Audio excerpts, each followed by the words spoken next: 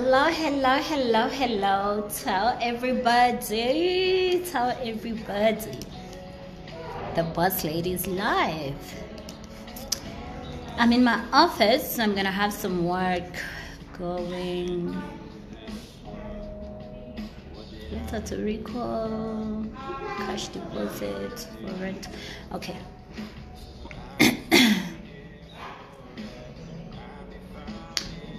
Come on, come on, come on, come on, come on, guys. Come on, guys.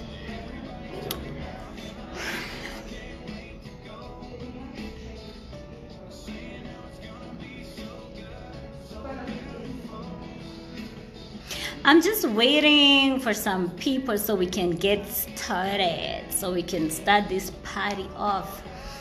Demo office yange, so I'm gonna be doing a bit of work and speaking because I can focus on speaking and working at the same time. I'm not those types of I will get an you know, so just bear with me. Weekly report from Darren. Thank you. Mail received with thanks. All right.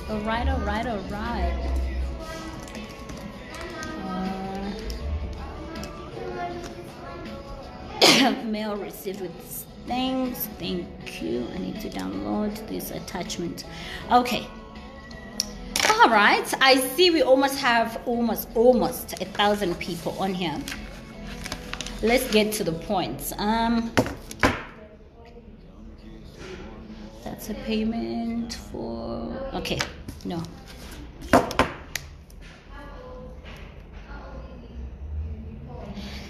Come guys, come on. Okay, tutandike, right? Anthea.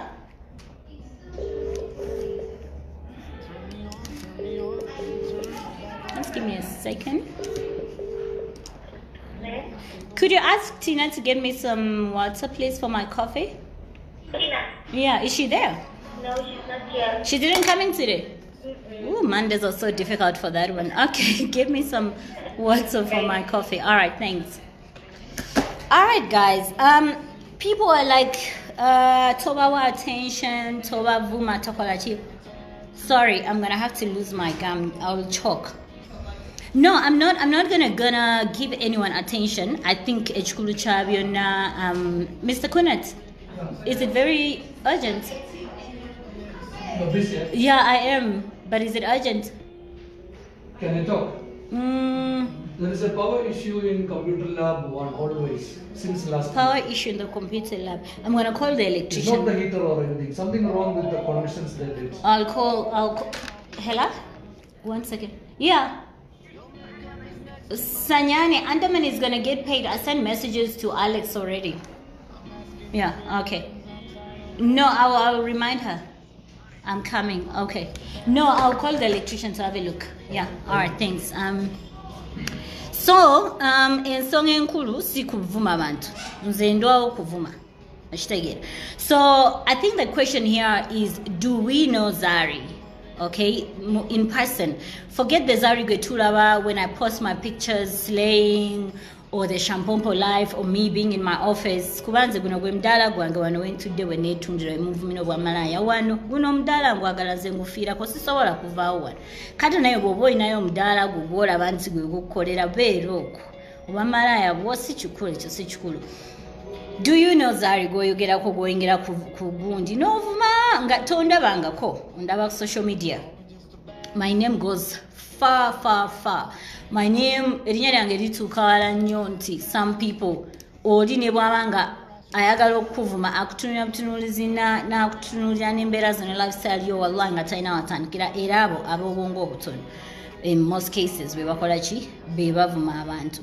So for me, looking at people in different parts of the country or abali mu diaspora or wherever mwenayo muli nti muyingira ku Facebook okuvuma abantu tuleme kwogerako kyetwagala okwogera, it's not really gonna change my lifestyle yadda kati ni bwe kati tekigenda kunkyusa ng'omuntu, tekigenda kunkyusa who I am, a business person, a mother, tekigenda kunkyusa mbwa Malaaya bwe muvumamu tekigenda kunkyusaako kintu kyonna okitegeera so gye mwogerera kambuuze I'm going to give an example. Some people, I'm not going to be mentioning people, no, it's not even necessary.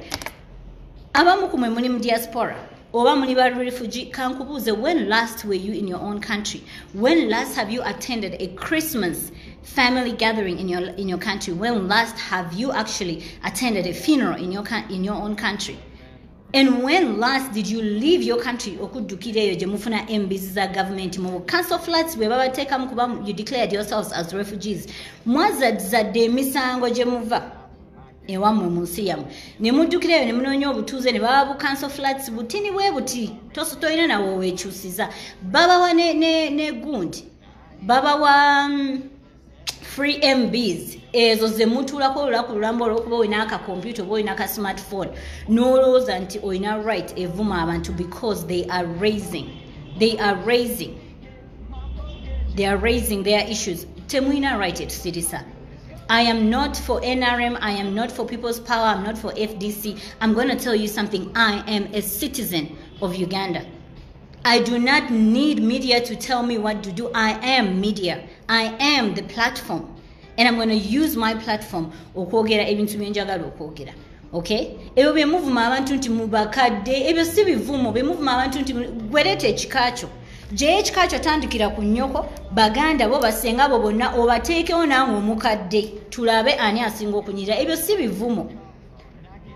Let me tell you guys something. A whole lot of people are misinformed. A lot of people actually don't even know what your party stands for. And I'm speaking to the PP people. Kambabulire ekintu kino omuntu bw'abeeri n'asaba credentials. Ne movement mwe muvuma nnyo. You're not giving us answers. You're not giving ate mu kitwale sinze nzeka atamanyi credentials sinze nzeka banji nnyo tebamanyi credentials ezo. So when a person like me who has a platform and a citizen who has rights to voice my voice when vayo nengamba credentials twagala credentials obakale kubanga savuma. Let me be very clear, live yange ekyaliko savuma muntu yenna nayogera ekigambo nti omuntu ayina credentials. Fine, omuntu waba ina credentials kuba you guys, that is your small god, that's where you believe. Oyingira mu live, you know what you're supposed to do omuntu ayina amagezi kyakola?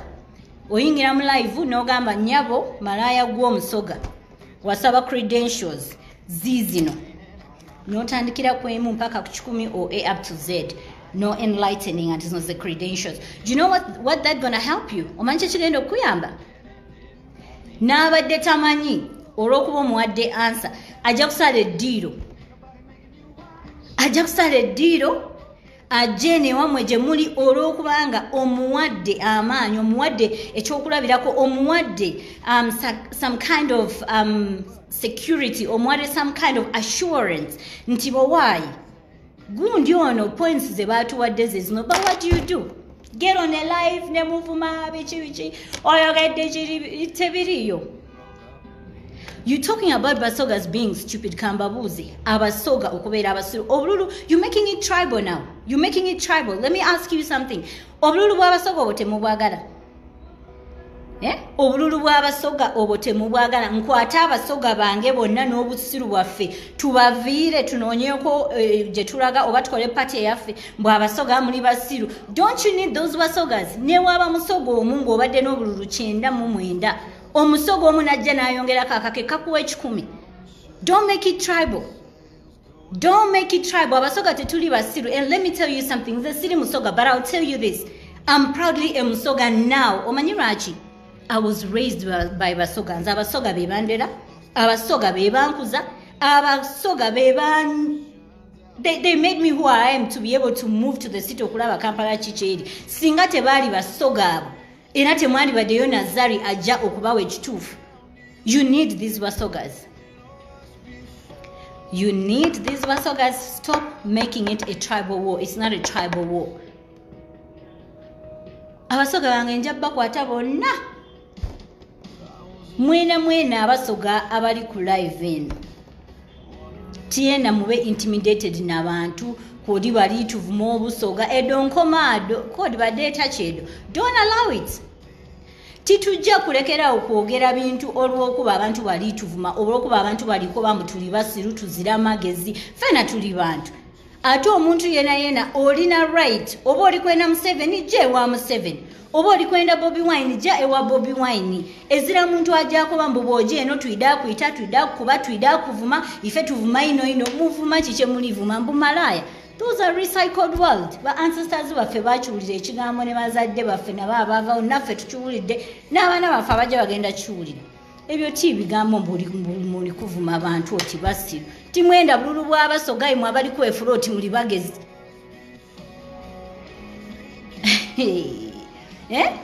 Oli eyo muka council flat ne MBs zo eza government. Oyogera ku bataata b'abaana bange. Kankubuze gwe. Ivan Stemwanga we yali atula gwe wali osobola okutulawo. Tata Tifa waatula waayise gwe osobola okutulawo. You can't. Oba Malaaya bw'ovuma abantu gwe nga nakuwadde chance ongule for a night. Can you afford me? Can you afford me? Look at your life. Mwaddukireeyo okumanya mwaddukireeyo. You know what's happened to you guys? You end up n'ebikazi ebikaddekadde ebizungu ebyalemerera somehow ensi ebyo ne bibabudaabudireeyo kuba mwadduka ewammwe mwadduka misango. Abantu abali ku social media kuno abantu abalina emirimu gyabwe nga balina lifestyles zaabwe nga balina families zaabwe tobasanga mu ntalo zino za kisiru kuvuma abantu babasingako. Balina ebyokukola mmwe mwadduka ewammwe mwazza misango mulina abatemu. Some of you are murderers, rapists, you ran away. Mwadduka misango kati mwala government eriko bagisuule musobole okuyingiramu. Omuntu akubuuzizza credentials muwe credentials kiwe n'abalala okulabirako nti pate eno bannange gyeri era tugenda kukola ki tugenda gijoyininga olwa credentials. Kati njagala nkubulire nti Kyagulanyi bw'aba afuuse president tagenda he's not going to look anywhere okufuna bani bateeka mu cabinet ye nedda. He's going to look mumwe ba comrades abamulwanira entalo mmwe bagenda okuteeka mu government. Kati you guys temwogerwako. You're fighting for democracy. You're fighting for human rights. Do you know the meaning of democracy and human rights is when everyone can exercise their right as a citizen and say and do chebawulira nti kyekyo. That is democracy and human rights. You're misusing the words. Mukikyuseemu. Bwe tuwanga tuwogerako katono wetu ne muvaayo ne mutuvuma. Mwe ba comrades mwe bagenda okuteeka mu cabinet nga ba minister. Tunaddayo okwogera ffe. Are we gonna talk? Are we gonna talk? Kuba kati tuogerere eno omukyala zenze siri wa NRM ze siri wa People's Power nze ndi citizen platform yange ngenda gikozesa ku educating abana Uganda. Omuntu ayogeddeko mumuvumye mumuintimidatinzi. Kyagulanyi bw'ayingira talina gyagenda kujja ba ministers be era agenda kukwata mmwe ba comrades abamulwanira abateeke mu cabinet. Tunaddayo okwogera. Mutu intimidating ate munayingira mu power bwe munayingira omuntu nga alabi bwe munayingira mu buyinza tunatulawa tunalya tunayogerako kubanga lwe tunayogerako tujja kuvuma obwa Malaaya ndi ku mudaala gwange gubalage omudaala gwange guguno ino office yange wano wenkolera obwa Malaaya nensasula fees z'abaana nendisa family yange nange nerabiriramu omuntu wano wentudde ku mudaala gwange. Mu abantu abatuvumira mu diaspora abakazi ngaffe temusobola kutusisinkana nti onkwani toyina nawo nsanga tosobola toyina wonsanga kugwe onkwani ngo anvumireyo obwa Malaaya ne wenkuwa nkugambye night stand emu. Can you afford me? Muli eyo gye mwaddukira na bikazi byammwe ebyo bizunguzungu bikadde ebyo biri eyo those desperate ones aba nedda nze ngenda kwogera. You will not stop me. Ndi muyimbi. Am I an artist? Ngenda kubeera ne shows nti zigenda kuflopping olw'okuba mwanjogeddeko. Am I an artist? What am I selling? Nina TV show nti ratings zange zigenda ku dropping. You guys will never oh, okay. All right. Yeah, nti temuja kuddamu kulaba shows zange. Ndi muyimbi temuja kuddamu temuja kujja ku shows zange oba temuja kulaba TV show yange ejja ku dropping. Ratings ejja kugwa. I'm not selling anything to Ugandans. I'm not selling you anything. Mbawa mazima. I'm not selling. Mumanyi nti abayimbi mwebali batya okwogera. I was speaking to a few of them last night. Batya okwogera olw'okubanga bwe naayogerako bajja kunkuba amacupa ku stage tebajja kujja mu show zange musiki wange bambe musajja atwa mukazi watunanga naalyawa nze nabagambye nze situunda. I'm not selling anything. Eyo gye muwoganira eyo nga musiiwuuse bwonna obuviri Samona njagala okwata ebizigo biteke ku DHL obiweereza abaana abo abalooza nti bo bavuma nnyo. Usikine ekusiiwuuse bwoti ne bwogikalakata bwoti evaako bagiyita evu. You dropping ashes when we scratch your skins. Muddao plastic surgery. Buli mukazi mulungi yakola plastic surgery. Bw'abeera nga mulungi alina ne ssente Malaaya. Mulekerawo okulimba abawala abato nti obwa Malaaya butunda. Njagala mbabute nakyogere ne ku Snapchat yange jjo. Obwa Malaaya buno singa butunda, singa abakazi bangi nnyo especially awe Kampala. Singa abakazi bangi nnyo balina ssente ate nga bali bulungi nnyo bw'aba Malaaya, obwa Malaaya tebutunda. Si buli mulungi nti yakola plastic surgery, si buli mulungi alina ssente nti yafuna ssente mu bwenzi. Nabagambye ku Snapchat yange jjo. Our shit gets out there. You know why? Ife tuli ba public figures. So our things bivaayo.